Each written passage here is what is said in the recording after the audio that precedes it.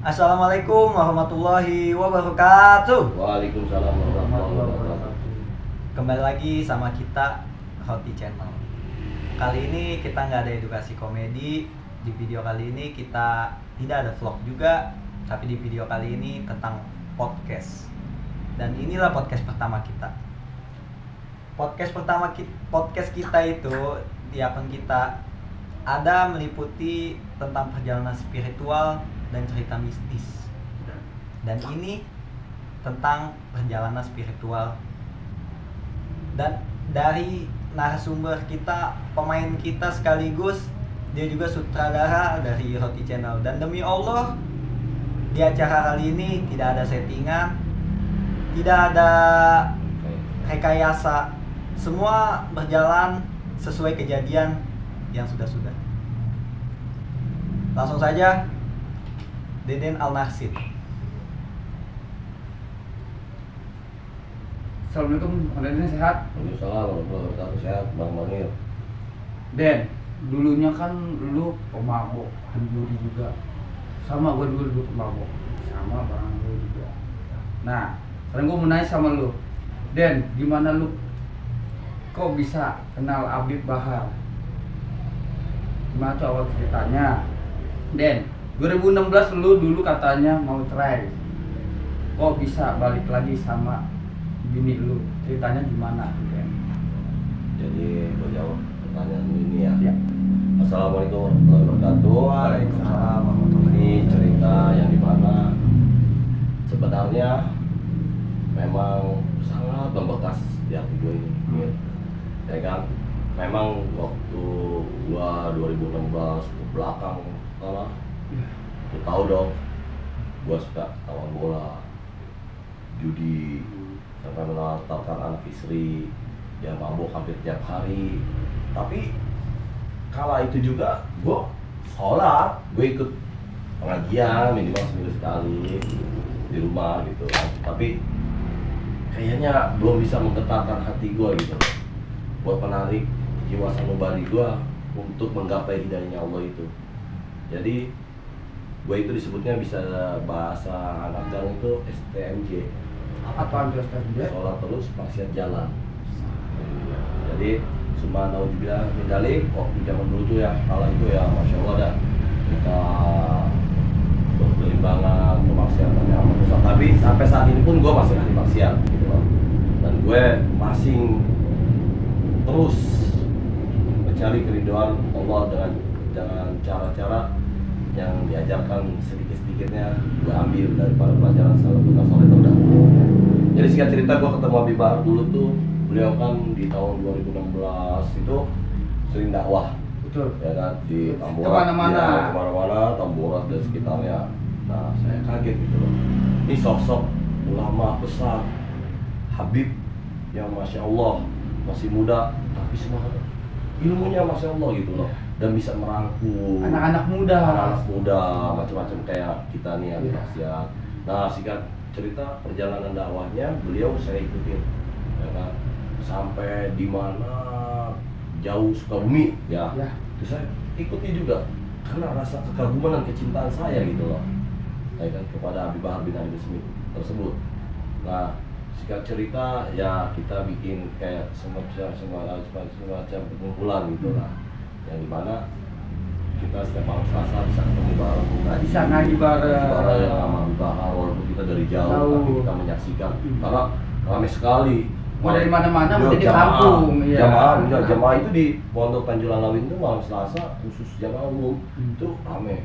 Nah, kita ngadakan sama teman-teman saya tuh dari berbagai macam orang-orang yang kita kenal di sana. Nah, singkat cerita, sedikit-sedikit saya bisa kenal dengan teman-teman yang baik-baik gitu loh. Yang notabene teman-teman saya dahulu kan ya begitu-begitulah. Malahan ada sifat saya benci gitu. Tapi dalam artian benci bukan orangnya, benci dengan sifat kelakuannya yang saya sifat terdahulu gitu loh.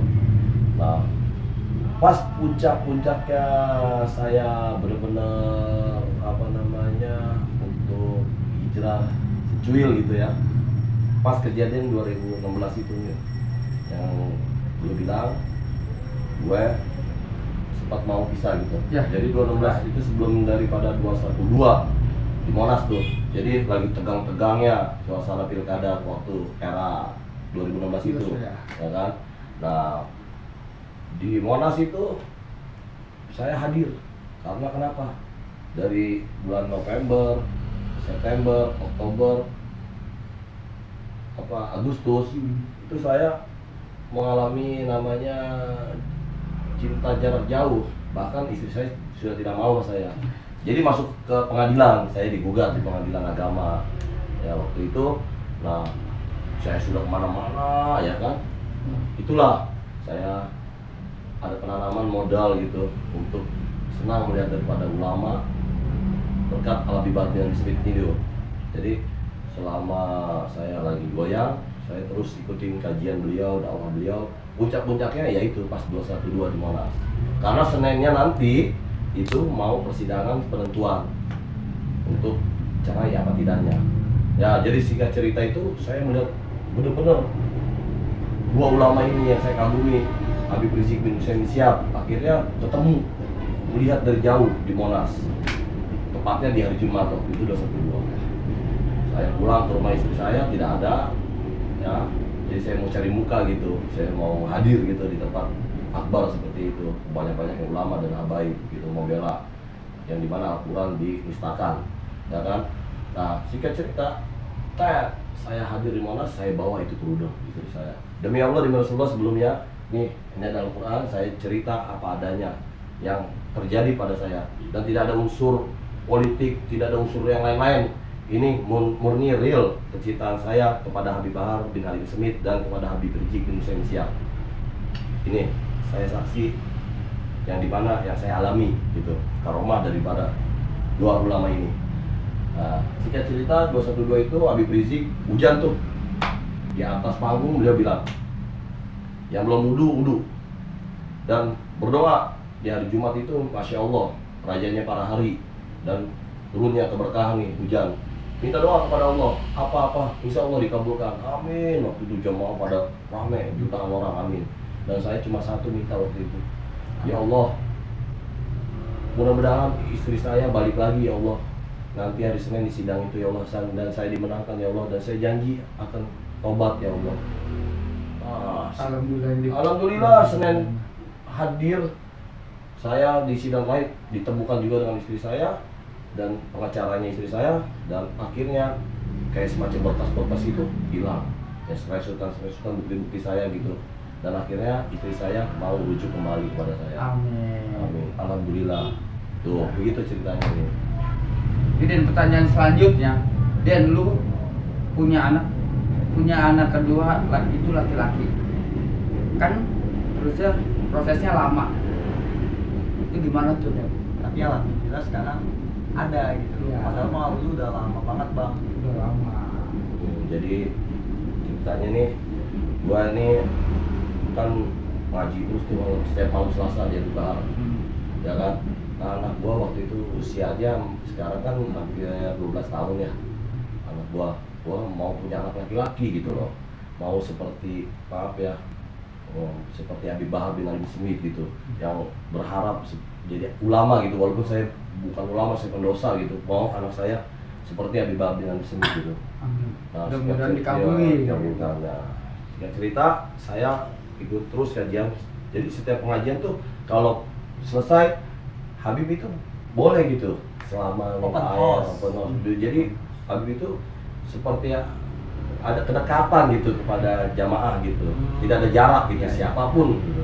Nah singkat cerita saya minta air nih sama Habib, sampai bicara sama Habib, itu Habib, saya mau pengen punya anak Habib, doa kata Habib sama Allah, minta Habib doain air. Dan Habib waktu itu ngasih kalau nggak salah buah naga untuk dikasihkan ke istri, didoakan tuh sama Habib Bahar.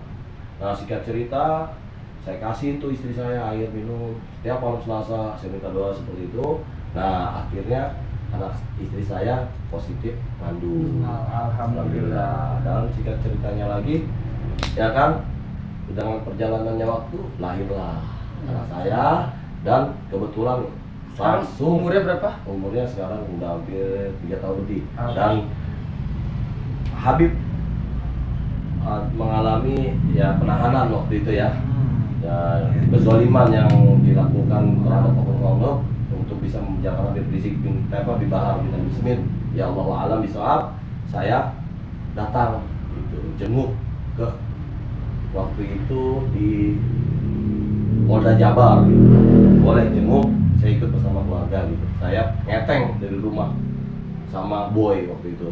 Saya jalan. Boy itu siapa? Ya, ada Boy teman saya, Oh, majelis pengajian. juga. Iya, teman pengajian. Saya datang minta air sama Habib, diizinkan oleh pihak polisian dari sini ke tempat Habib Habib Bahar. Nah, saya minta, Habib, anak saya, alhamdulillah istri saya mau menjalankan masa kelahiran gitu loh. Saya minta doanya agar diberikan kelancaran, ya kan, kemudahan untuk kelahiran anak saya. Nah, singkat cerita, akhirnya lahir di hari Jumat. Nah, tapi itu prosesnya nggak langsung lahir. Dari malam Jumat itu lama di puskes, ya kan? Di puskes itu lama banget. Nah, dan puncak-puncaknya dirujuk ke Rumah Sakit Budi Kemuliaan, Tanabang. Nah, setelah di sana lama proses lahirannya tuh istri saya. Pas kebetulan malam sebelum sholat Jumat setengah 12 itu saya belum berangkat, saya ditegur sama dari pihak rumah sakit. Pak, gimana nih Pak? Apakah mau kita harus ambil tindakan seperti ini, harusnya dicesar karena kandungannya lemah dan istri sudah lama juga lemah. Dan saya waktu itu berpikir, waduh, cesar berapa duit ya? Saya udah gak punya duit, cuma waktu itu bawa duit 2 juta atau 1 juta lah ya di kantong. Ya Allah, gimana ini ya? Nah, saya bilang sama dokter, dok, saya mau sholat Jumat. Iya Pak, saya tahu sholat Jumat, tapi Bapak harus ambil tindakan. Ya udah dok, saya ambil waktu untuk berpikir berapa menit lagi. Ya udah. Tapi Bapak jangan pergi dulu sholat Jumat sebelum bicara dan ngambil tindakan ya Pak ya. Nah, itulah keajaiban yang saya rasakan dan karomah daripada Habib Bahar bin Abi Smith. Akhirnya saya tetap mau sholat Jumat. Saya pergi sholat Jumat dengan nangis gitu loh. Saya tidak bisa apa-apa selain saya berdoa. Saya berdoa waktu itu, ya Allah, ya Rahmanir-Rahim, mudah-mudahan apa-apa yang menjadi perjalanan kelahiran ini dipermudah. Ya Allah, sampai saya bilang, Bib, doain ya Bib ya, agar saya bisa anak saya lahir gitu loh dengan tanpa dicesar. Selesai sholat Jumat mau pulang, ternyata anak bos sudah lahir tanpa dicesar. Katanya dokter itu jam 12 pas ajan katanya nih. Nah, gue ajanin seperti biasa. Sampai-sampai gue kaget gitu loh. Ini ajanin anak gue ini Muhammad Sirul Bahar nih. Gue pakai ajan subuh. Padahal itu bukan pas subuh hari. Ya, gue pikir aduh ya Allah. Paniknya. Sakit panik dan campur bahagia. Sampai lupa dan sampai gue, karena gue nggak tahu hukumnya ya, mungkin ya nggak apa-apa lah. Gue harus sama ajan dan tetap tomat setelah ajan. Mudah-mudahan anak gue kelak menjadi anak yang baik. Amin. Nah, singkat cerita dari situ, saya minta nama sama Habib Bahar. Saya laporan. Waktu itu sidang, sebelum sidang ada ruangan yang khusus yang dimana Habib sedang wawancara, tapi saya ingin izin sebentar sama Habib, minta dituliskan nama anak saya, minta nama anak saya. Waktu itu Habib memberi nama Muhammad Sirul Bahar. Akhirnya anak saya sekarang bernama Muhammad Sirul Bahar berkat diberi nama langsung oleh Habib Bahar bin Ali bin Smith. Dari Bahar menjadi anak soleh dan soleh. Amin, seperti Habib Muhammad Bahar bin Ali bin Smith. Iya. Nah, pertanyaan selanjutnya, Den, lu perasaannya dulu kan, maaf, teman-teman lu kan penjudi dan pemabuk. Dan sekarang ini lu kenal sama ulama besar seperti Habib Bahar, seperti Habib Rizik. Itu gimana pesan ceritanya? Ya, jadi gini, ya kita perlahan ya Allah tunjukkan kebesarannya karena niat kita mau berubah gitu. Karena emang teman dan lingkungan itu yang mempengaruhi juga gitu. Kalau kita nggak kuat iman, kita bakal ikut bareng dia yang tidak benar gitu loh. Jadi saya pakai prinsip gitu loh gitu, waktu itu. Saya memberikan keyakinan pada diri saya harus berubah. Karena Habib pernah menerangkan dalam pengajiannya, ya kan. Jadi Habib Bahar pernah bilang, ya ini soheh gitu loh ya kan. Dalilnya soheh.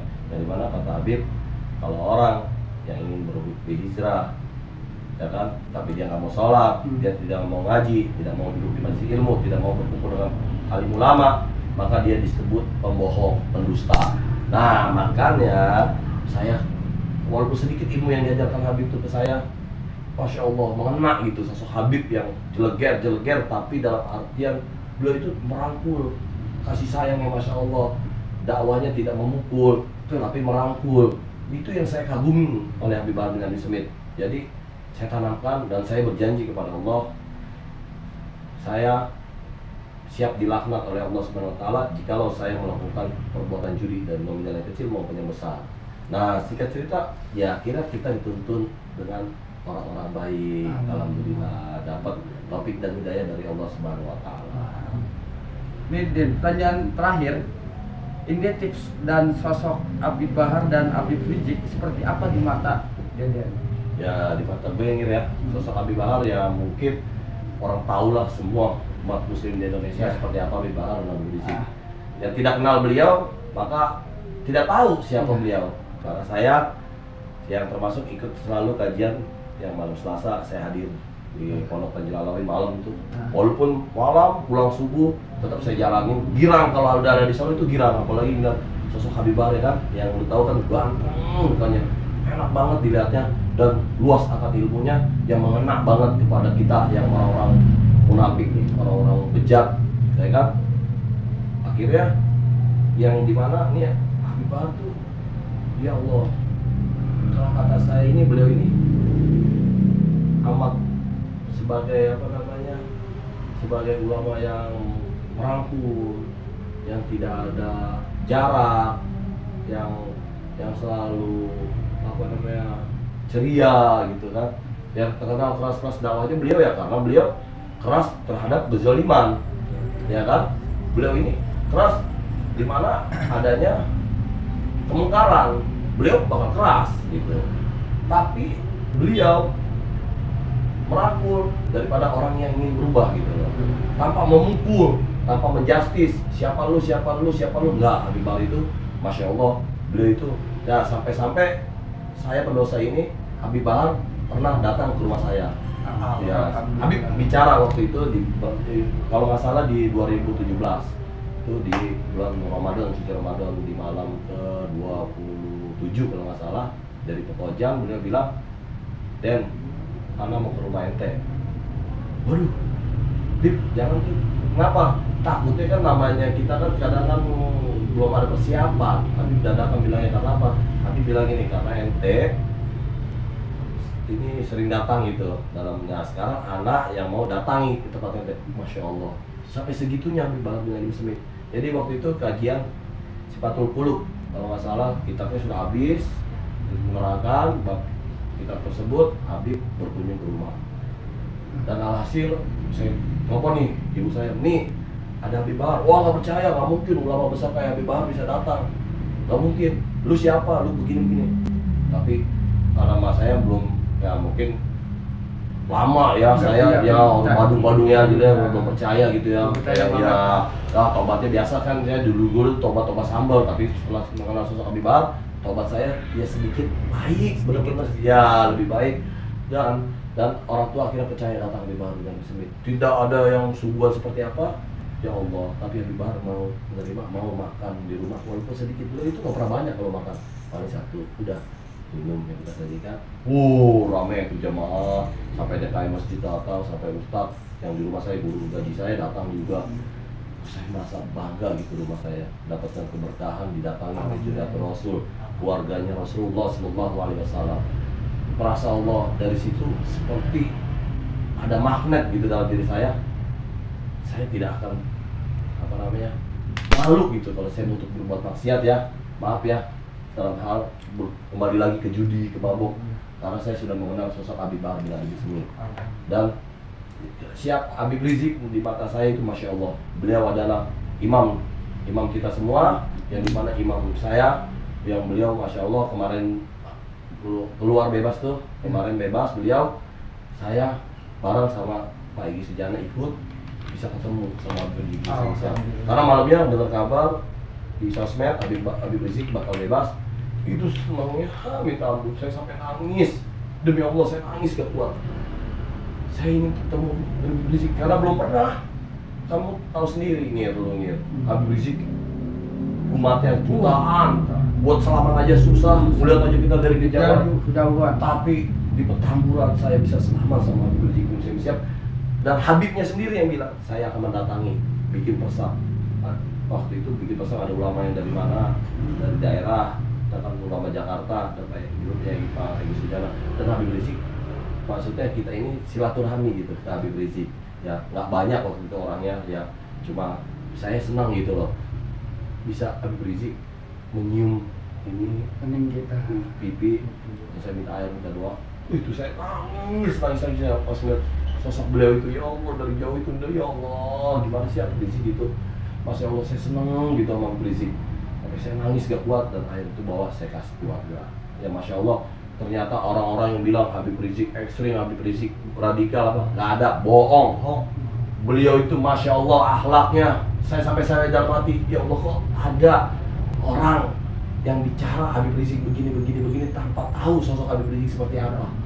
Demi Allah, demi Rasulullah, Habib Rizik, ya Allah santun, apa namanya, beliau itu ramah. Beliau itu Masya Allah welcome kepada kita yang ahli maksiat. Kita diberikan apa namanya wejangan agar gimana gitu ya, agar kita lebih mengenal lagi kepada Allah. Dan tidak ada beliau itu nyuruh bakar sini, benci agama ini, tidak ada.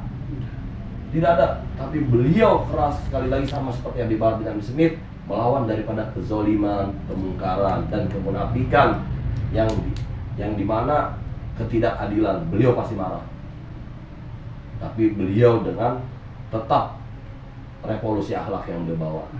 Masya Allah, ini adalah foto keluarga saya waktu Habib Bahar ke rumah. Waktu itu masih anak saya satu. Nah, saya sempat nih, anak saya, istri saya, dan Habib Bahar di rumah. Ini di rumah ibu saya. Dan ini waktu saya nengok Habib Bahar kenang-kenangan di lapas kelas 2A Cibinong. Foto. Nah, foto yang anak saya belum dicuci, masih ada di handphone istri. Ada, dan anak saya datang di sana. Dan alhamdulillah 3 bulan saya datang naik motor nih, panas-panas, senang saya kasih tahu nih anaknya.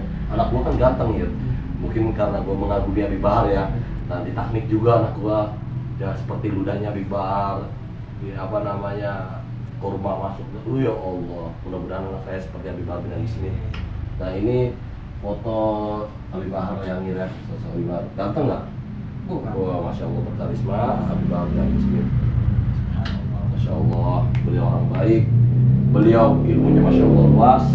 Masya Allah, yang bisa merangkul, yang bisa tembus ke sanubari orang-orang pendosa macam saya, bisa cuil lebih baik. Sama seperti halnya ini imam kita Al Habib Rizik bin Syihab. Masya Allah, Masya Allah. Beliau perkataannya, ucapannya, insya Allah selalu menuntun kita ke jalan yang benar.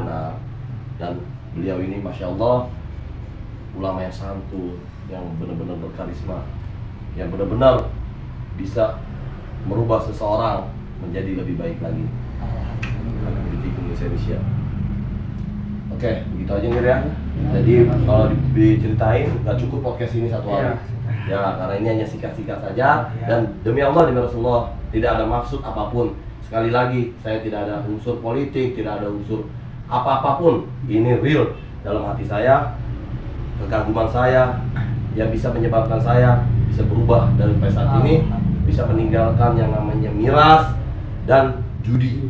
Apapun itu judi bentuknya, saya membenci itu karena berkat sudah jalannya Allah, sudah dapat daripada hidayahnya Allah. Dan inilah beliau-beliau yang menunjukkan jalannya dengan ilmu-ilmu yang disampaikan, yang alhamdulillah secuil saya resapi dan saya jalani sampai saat ini. Dan alhamdulillah dari kasus 2016 itu, dan sekali lagi saya tidak ada unsur ria, ini untuk edukasi kita ya, jangan pernah membenci Ahlul Bait, keluarganya Nabi, dan membenci para alim ulama, karena ulama itu darahnya beracun. Hati-hati. Dan orang yang paling takut sama Allah adalah ulama. Dan apa itu Habib? Habib adalah keturunannya Nabi besar Muhammad SAW. Kita tidak boleh membenci, karena kata Nabi ya, barang siapa yang membenci Zuriatul Rasul, darah dagingku, anak-anak cucuku, maka Allah pun akan benci. Dan setelah Allah membenci, maka neraka jahanam tepatnya. Naujubillah summa naujubillah min dzalik. Inilah Habib bin Smith dan Habib Rizik yang alhamdulillah demi Allah di sini saya sangat kagum dengan Habib Rizik ketika 212 itu ya 2016 sampai dari saat ini alhamdulillah saya tidak pernah meninggalkan baca Al-Quran. Minimal saya membaca Al-Quran setiap hari, dalam artian yang saya baca kitab Al-Quran Al-Waqiah dan dalam surat-surat pendek. Dan waktu itu kan aksi bela Islam yang dimana melawan orang yang sudah menghina Al-Quran. Dari situ saya cinta dengan Al-Quran, yang jauh dari dulu baca Quran sampai saat ini saya tidak pernah yang namanya meninggalkan Al-Quran. Adapun kesibukan saya besoknya ngebadalin lagi dengan membaca Al-Quran, tapi saya tidak pernah apa yang diajarkan Habib Bahar tentang kita mulai mengenal ratib, alatos, ratib ratib haddad, hijib nasor, hijib al-bahar, hijib Hizbul Bahar, saya masih baca itu. Alhamdulillahirabbil alamin. Assalamualaikum. Cukup sekian. Bentar dulu Pak. Cukup sekian dari podcast edukasi ini, perjalanan spiritual dari seorang penjudi, dari seorang yang pemabuk, dari seorang yang bejat. Semoga menjadi manfaat khususnya buat kita, umumnya buat semuanya. Kita tutup podcast kali ini dengan mengucapkan alhamdulillah. Assalamualaikum warahmatullahi wabarakatuh. Waalaikumsalam warahmatullahi wabarakatuh.